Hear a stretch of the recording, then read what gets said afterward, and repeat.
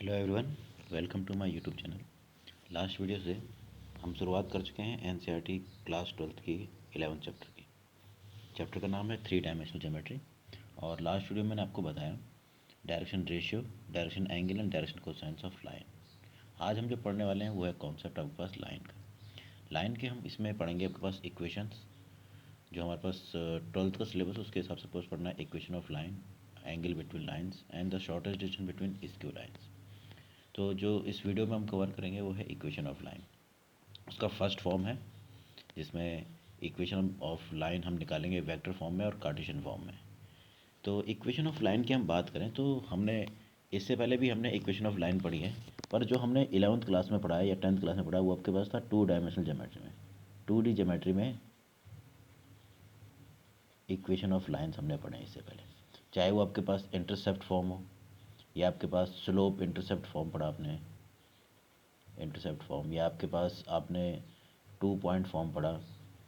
तो ये अलग अलग जितने भी फॉर्म हमने 11th में पढ़े थे, आपके पास 2 पॉइंट फॉर्म है आपके पास, फिर इंटरसेप्ट फॉर्म है या नॉर्मल फॉर्म है, जो भी आपने पढ़ा वो सारा का सारा 2 डायमेंशनल ज्योमेट्री में था। और आपने पढ़ा स्टैंडर्ड इक्वेशन जो होता है लाइन का 2 डायमेंशन में वो होता है ax plus B Y plus C equal to 0। हम कहते हैं कि कोई भी इक्वेशन जो इस फॉर्म में हो उसे कहते हैं आपके पास ये लाइन को रिप्रेजेंट कर रहा है। पर यहाँ पर हम जो पढ़ेंगे वो है 3 डायमेंशनल ज्योमेट्री। तो वीडियो कंटिन्यू करते हैं आपके पास और शुरुआत करते हैं इक्वेशन ऑफ लाइन की। तो इक्वेशन ऑफ लाइन की हम बात करें तो हमने जो इस क्लास में पढ़ना है 12th क्लास में, इक्वेशन ऑफ लाइन 2 प्रकार से है। तो जो पहला फॉर्म मैं आपको इस वीडियो में बता रहा हूँ वो आपके पास है equation of line when point on line is given. थोड़ा ध्यान देना आपके पास कि हमारे पास क्या दिया है, उस लाइन पर पॉइंट देर आपके पास गिवन होगा और एक पैरेलल वेक्टर गिवन होगा। यानी कहने का अर्थ आपके पास है कि हमारे पास उस रेखा पर का समीकरण ज्ञात करना होगा जिस पर स्थित एक बिंदु, जिस पर एक पॉइंट और साथ में एक पैरेलल वेक्टर दे रखा होगा पास। ठीक है, तो जो पहला फॉर्म है हम कह सकते हैं कि जो पहला फॉर्म है वो पैरेलल वेक्टर और गिवन पॉइंट पर आधारित होने वाला आपके पास। ठीक है, जो मैं आपको बता रहा हूँ, देखिए मान लो 3 डायमेंशनल ज्योमेट्री में ये एक्सिस सिस्टम आपके पास मैंने बनाया, O X O Y and O Z. आपको मालूम है क्योंकि इमेजनरी एक्सिस सिस्टम होता है तो आप O X O Y O Z कहीं भी आपके पास बुक में कई बार यहाँ पर जेड यहाँ पर वाई ऐसे लिखा हो तो कंफ्यूज नहीं होना है कि आपस में 3 डायमेंशनल ज्योमेट्री में आपके पास ये जो स्पेस बनता है कार्टेशियन जो आपके पास एक्सिस बनती है कोऑर्डिनेट एक्सिस, तो आपके पास इसमें इसका नोटेशन आप कहीं पर भी ओ एक्स ओ वाई को ओ जेड बना सकते हो। ठीक है, तो मैंने इस प्रकार से बना दिया है। तो मान लो मुझे इस लाइन का इक्वेशन निकालना है, ये है रिक्वायर्ड लाइन एल। कंडीशन को याद रखना, इस लाइन एल का इक्वेशन मुझे निकालना है। तो इस पर एक पॉइंट दे रखा है, पॉइंट दे रखा मान लो वो पॉइंट है ए जिसके कोऑर्डिनेट है x1 y1 एंड z1, और साथ में इसके एक पैरेलल वेक्टर भी दिया होगा। ये है आपके पास मैंने कहा पैरेलल वेक्टर भी। ठीक है, तो जो दो चीज़ें आपको दी है वो मैंने आपको बता दी, एक तो लाइन पर एक पॉइंट दिया होगा और दूसरा आपके पास है उस पर एक उसके एक पैरेलल वेक्टर दिया है। ठीक है, तो मान लो अगर line given point on the line is point A, coordinate x1 y1 z1, ये आपके पास पॉइंट है और पैरेलल वेक्टर है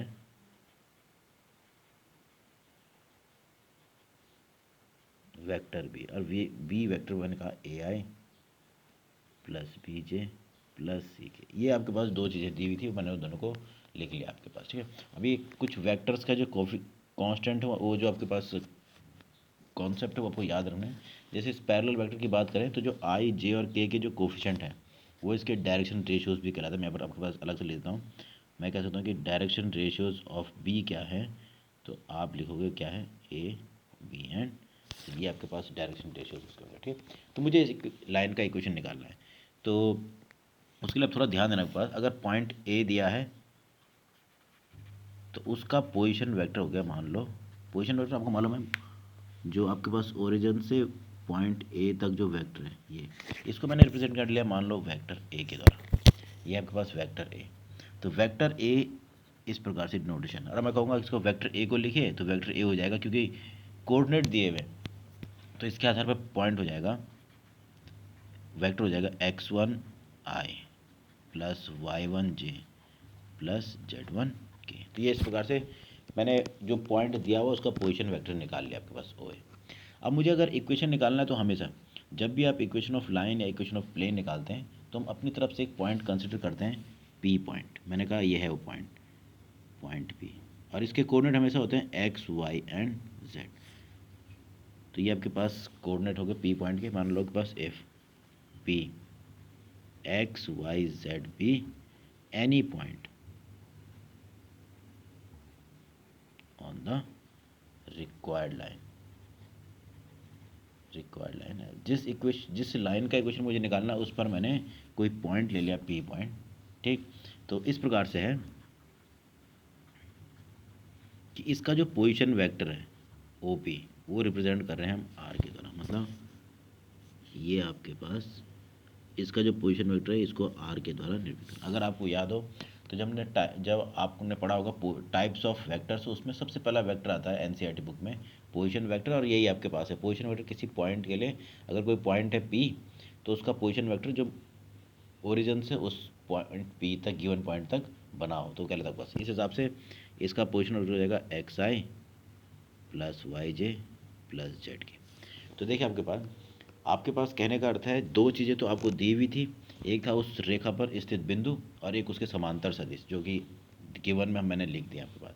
पॉइंट के हिसाब से पोजीशन वेक्टर निकाले पॉइंट का, और एक पॉइंट मैंने अपनी तरफ से कंसिडर किया है वो है पॉइंट पी। अब मुझे कहने का अर्थ है कि मुझे इस लाइन पर दो वेक्टर मिल गए हैं, इस लाइन पर दो पॉइंट मिल गए हैं जिनके पोजीशन वेक्टर ए और आर हैं आपके पास, ठीक। तो मुझे क्योंकि दो पॉइंट मिल गए इस लाइन पर तो मैंने एक वेक्टर इसके मदद से बनाया, इन दोनों पॉइंटों की मदद से बनाया ए पी वैक्टर। तो ए पी वैक्टर मतलब ए टू पी वाला वैक्टर है, ए से पी की ओर। तो आपको मालूम है अगर मैं कहूँ ए पी वैक्टर निकाले तो इसका टू पॉइंट जो आपके पास वेक्टर को बनाने वाला जो फॉर्म था कि वेक्टर जॉइनिंग टू पॉइंट्स, उसके आधार पर मैं कहूँ ए पी वैक्टर क्या होगा तो आपको मालूम है क्या होता है ओ पी माइनस ओ ए। अब इसका जो किसी टू पॉइंट का जो मिलाने वाला जो वेक्टर होता है उसको निकालने का तरीका क्या होता है कि जो एंड पॉइंट आएगा वेक्टर का उसका position vector minus initial point का पोजीशन वेक्टर। तो इसका यूज़ करते हुए हो गया ओ पी माइनस ओ ए या सिंपली आर माइनस ए। तो मुझे पता चल गया कि दो पॉइंट मुझे प्राप्त हो गए थे, एक पहले से दिया था, एक मैंने अपने तरफ से कंसिडर किया है पी पॉइंट। तो इन दोनों की मदद से इस लाइन पर अगर दो पॉइंट है तो इस पर एक वेक्टर निकाला जा सकता है, मैंने कहा वो है वेक्टर ए पी।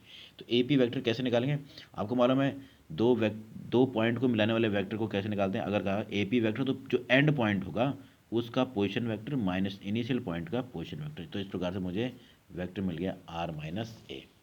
तो आर माइनस ए ये प्राप्त हुआ है। तो देखिए लाइन पर स्थित एक वेक्टर दे दिया गया और लाइन आपको मालूम है पैरेलल है बी वेक्टर के। तो आपके पास ऑल्सो जो बी वेक्टर है वो है पैरेलल किसके, लाइन एल के।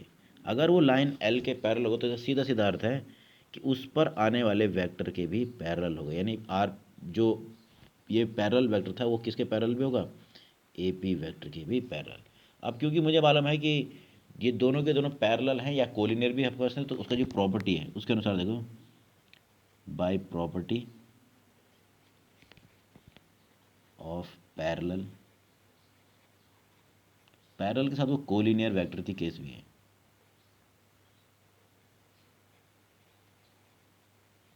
तो जो प्रॉपर्टी है कोलिनियर वेक्टर या पैरेलल वेक्टर्स की उसके द्वारा आपके पास हम इन दोनों, क्योंकि ये दोनों वेक्टर हैं तो इन दोनों के बीच रिलेशन क्या होगा, यानी बी इक्वल टू हो जाएगा A P vector equal to lambda times of B.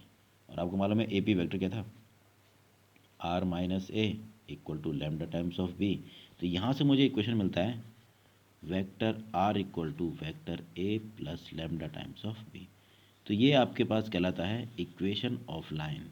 ये है रेखा का समीकरण, वो भी किस रूप में आप देखें तो ये इक्वेशन ऑफ लाइन तो है, पर यहाँ पर आपके पास इक्वेशन ऑफ लाइन किस फॉर्म में है, ये अकेला कहलाता है वेक्टर फॉर्म। वेक्टर फॉर्म इसलिए क्योंकि ये वेक्टर पर आधारित है। देखिए ये जो इक्वेशन ऑफ लाइन है ये वेक्टर पर आधारित है। तो सिंपल सा आपके पास कॉन्सेप्ट है कि इक्वेशन ऑफ लाइन, अब इक्वेशन ऑफ लाइन का जो पहला फॉर्म है वो क्या है, जब आपके पास उस पर स्थित एक बिंदु और समांतर सदिश दे दिया गया हो। तो हमारे पास अभी जो मिला है ये है कार्टेशियन, ये वेक्टर फॉर्म है। अब इसके द्वारा हम क्या निकालेंगे, कार्टेशियन फॉर्म निकालना है। थोड़ा सा ध्यान देना कि आर तो हो गया, उस पर स्थित कोई भी बिंदु हो सकता है, ये जनरल पॉइंट कहलाता है, ठीक है। और ये जो ए है वो है आपके पास जो दिया हुआ पॉइंट है ए, लाइन पर स्थित जो दिया हुआ पॉइंट है उसका पोजीशन वेक्टर हो गया ए, और बी हो गया समांतर सदिश जो इसके पैरेलल वेक्टर है वो कहलाता है आपके पास वेक्टर बी।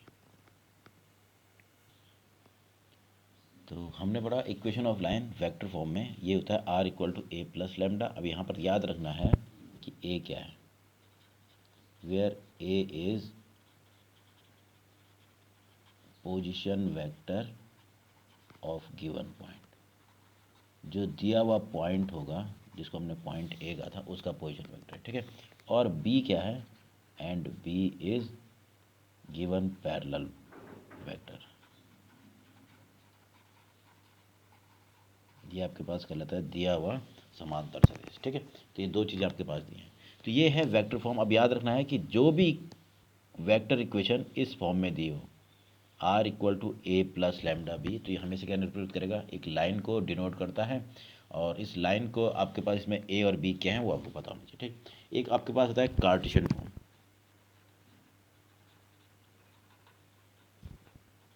तो कार्टेशियन फॉर्म जिसे हिंदी में कहते हैं कार्तीय रूप, वो आपके पास इसमें ये वेक्टर नोटेशन पे आधारित नहीं है, वो आपके पास कोऑर्डिनेट पे आधारित होने वाली है, या वेक्टर बी के जो डायरेक्शन रेशियो उस पे आधारित है। हम करेंगे क्या, ये तीनों जो वेक्टर हैं इनकी वैल्यू दे देंगे। तो हमने देखा कि आर वेक्टर होता क्या है, आर क्योंकि दिया हुआ पॉइंट है एक्स वाई, मतलब जो हमने अपनी तरफ से कंसिडर किया है उस पॉइंट का पोजीशन वेक्टर है are.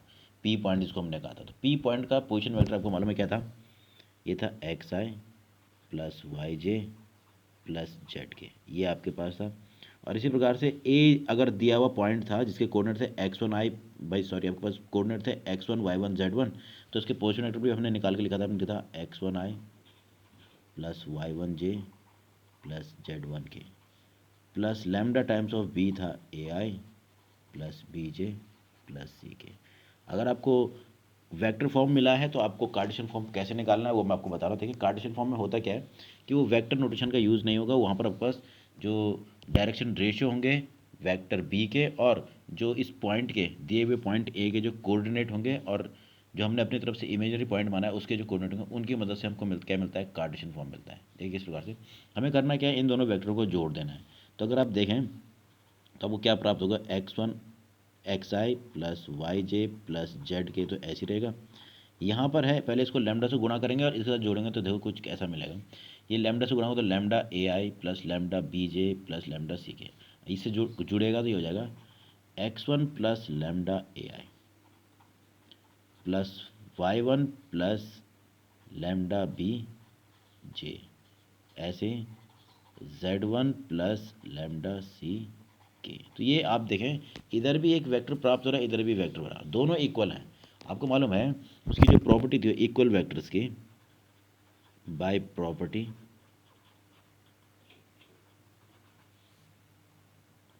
Of equal vectors.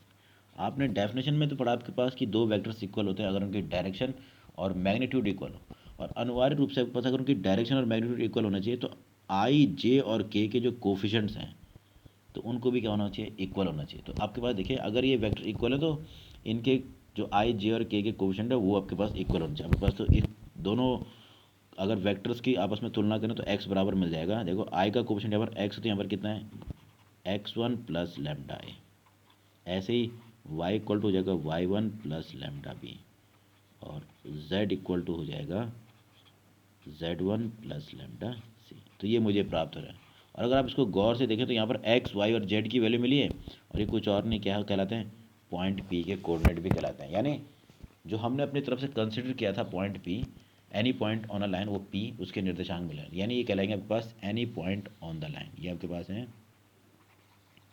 Any point on the line L, L रेखा पर कोई बिंदु जिसके हमने कोऑर्डिनेट पी दौरान भी तो इस प्रकार।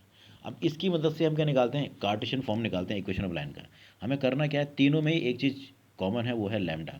तो तीनों से लैम्डा की वैल्यू निकालेंगे तो पहले से मिलेगा X minus X one upon A, दूसरे से मिलेगा Y minus Y one upon B, और इससे मिलेगा Z minus Z one upon C. और क्योंकि तीनों ही लैम्डा की वैल्यू, तो तीनों क्या होने चाहिए, इक्वल। तो ये जो आपके पास इक्वेशन प्राप्त हो रहा है ये कहलाता है इक्वेशन ऑफ लाइन।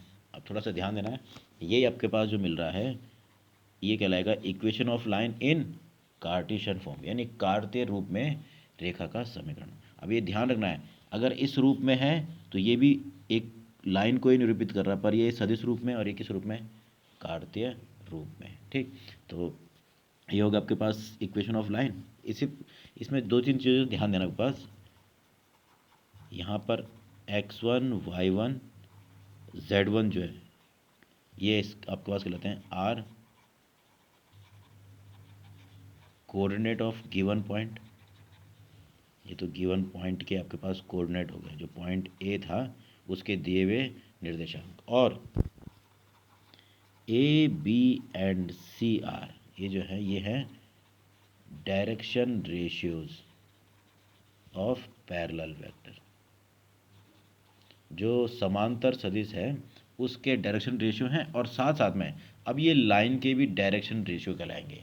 अब जो पैरेलल वेक्टर बी था उसके जो डायरेक्शन रेशियो हैं वही आप क्या कहलाएंगे, लाइन के भी डायरेक्शन रेशियोज कहलाएंगे आपके पास। ठीक है, तो यह था इक्वेशन ऑफ लाइन जो कि मैंने बताया। इसमें हमें ध्यान देना है कि इस केस में हमें क्या क्या गिवन है। हमारे पास गिवन है एक तो दिया हुआ पॉइंट यानी उसका पोजीशन वेक्टर हम निकाल सकते हैं, और समांतर सदिश दिया है, तो समांतर सदिश यानी पैरेलल वेक्टर क्या है, बी आपके पास। ठीक, तो हमने पढ़ा इक्वेशन ऑफ लाइन। जो पहला फॉर्म था आपके पास उसमें मैंने कहा था कि पैरेलल वेक्टर और उस पर स्थित बिंदु दिया हो, तो उसको हमने दो रूपों में पढ़ा। एक था आपके पास सदिश रूप, ये आपके पास है, और एक था आपके पास कार्तीय रूप।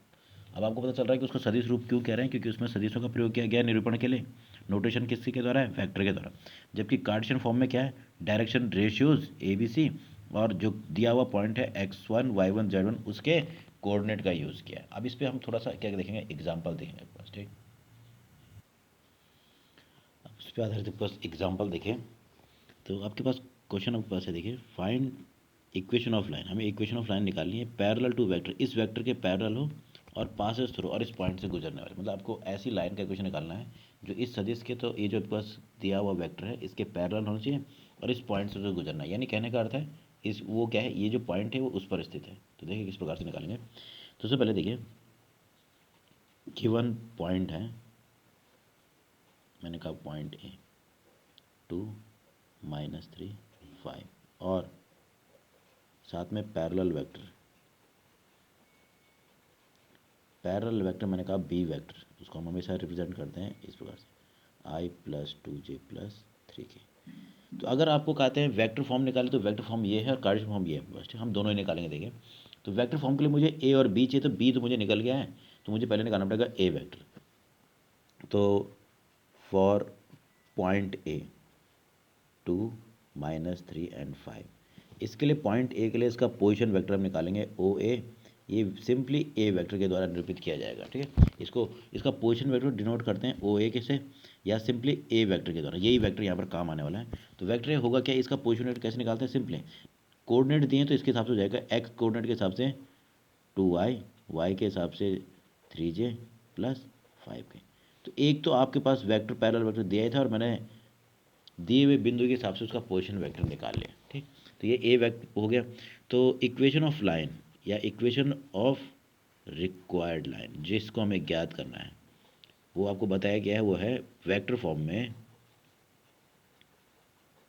अगर वेक्टर फॉर्म की बात करते हैं तो वो होता है हमेशा r = a + lambda times of b। तो r ऐसे रहेगा जैसे 2D में आपके पास x y तो रहते थे, वैसे यहाँ पर पास r वेक्टर वैसे रहेगा क्योंकि ये भी xi + yj है। ठीक है, और वेक्टर a की वैल्यू रख देंगे, आपको हो जाएगा 2i - 3j + 5k, ये हो गया r plus lambda times of b, और b था आपके पास i + 2j + 3k। तो ये आ गया आपके पास equation of line in vector form. तो ये equation of line vector form. तो पहले मैंने निकाल दिया वेक्टर फॉर्म। अगर मैं बात करता हूँ कार्टेशियन फॉर्म की, कार्टेशियन फॉर्म की बात करें तो देखिए कार्टेशियन फॉर्म ये है। तो इसमें x y और z, तो जैसे आपने 2D में आपके पास पढ़ा ax + by + cz, तो वैसी x y z है तो वैसे रहना है। और ये x1 y1 z है दिए हुए बिंदु के आपके पास जो कोऑर्डिनेट्स हैं वो, तो देखो फॉर गिवन पॉइंट ए 2 -3 5, इसके हिसाब से पास मिल जाएंगे x1 equal to 2, y1 equal to -3 and z1 equal to 5। ये आपके पास दिए हुए पॉइंट के लिए निकल गए। और पैरेलल वेक्टर के डायरेक्शन रेशियो क्या होंगे, देखो direction ratios of parallel vector, जो बी वेक्टर है वो था आपके पास i + 2j + 5k। इसके लिए जो डायरेक्शन रेशियोज होंगे वो होते हैं a इक्वल टू जो i का कोफिशिएंट है मतलब 1, b इक्वल टू जो j का कोफिशिएंट मतलब 2, आपके पास 3 था बस, ठीक है। और कोऑर्डिनेट जो आपके पास k का जो कोफिशिएंट है वो कहलाएगा आपके पास c। तो ये इसके डायरेक्शन रेशियोज हो गए। तो अब मुझे इस इक्वेशन के लिए x1 y1 z थे और a b c चाहिए थे, तो मुझे मिल गए हैं। तो इक्वेशन ऑफ लाइन हो जाएगा किस रूप में, ये कार्टेशियन फॉर्म बता रहा हूँ, बस ये था x - x1, x1 कितना निकाला आपने 2 अपॉन a कितना है 1, और z माइनस, और ये क्योंकि माइनस है तो माइनस माइनस क्या हो जाएगा +3 अपॉन b है 2 इक्वल टू z - z1 है आपके पास 5 अपॉन c, मतलब c था आपके पास कितना 3, तो ये आपके पास हो जाएगा 3। अब ये आपके पास हो गया इक्वेशन ऑफ लाइन, ये हो गया आपके पास एक वेक्टर फॉर्म में, और ये आपके पास किस में आ गया, ये आपके पास आ गया कार्टेशियन फॉर्म में। तो सिंपल सा टॉपिक आपके पास है। तो ये पहला फॉर्म जो मैंने बताया वो आपके पास है, जब रेखा पर स्थित बिंदु और समांतर सदिश दिया हो, मतलब पॉइंट ऑन अ लाइन और पैरेलल वेक्टर इज गिवन, तो उस टाइम पर equation of line vector form में होता है r equal to a + λb।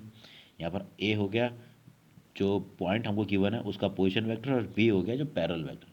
इसी प्रकार कार्टेशियन फॉर्म की बात करें तो ये आपके पास कार्टेशियन फॉर्म है, और इसमें जो पॉइंट गिवन है उसके कोऑर्डिनेट हो गए x1 y1 z1, और a b c हो गए जो पैरेलल वेक्टर है उसके डायरेक्शन रेशियोज। अब ये ध्यान ये भी देना है कि a b c अब लाइन के भी डायरेक्शन रेशियो। अब थोड़ा सा कॉन्सेप्ट याद रखना, हमने पढ़ा था कि 11th में कि अगर दो लाइन पैरेलल हों, ध्यान देना दो लाइन पैरेलल है L1 L2, तो इनकी ढालें समान होती हैं। हमने ऐसा कुछ पढ़ा है आपके पास दोनों की, क्योंकि एंगल ऑफ इंक्लिनेशन सेम रहेंगे जो भी आपके पास, तो क्योंकि इन दोनों के एंगल ऑफ इंक्लिनेशन सेम होते तो हम कहते हैं उस टाइम पर 2D में कि ढालें समान होती। पर अगर हम बात करें कि वेक्टर पैरेलल है लाइन के, तो इस टाइम पर जो उनके डायरेक्शन रेशियोज हैं वो सेम होने वाले हैं। यानी कहने का अर्थ है अगर जब भी कोई दो लाइन पैरेलल दी हों या दो वेक्टर्स पैरेलल दी, उनको डायरेक्शन रेशियोज सेम आएंगे या सेम रेशियो में आएंगे, ऐसे भी कह सकते हैं आपके पास, ठीक है। तो ये आपके पास पहला फॉर्म था। नेक्स्ट वीडियो में आपको बताऊंगा जो 2 पॉइंट फॉर्म आपके पास है।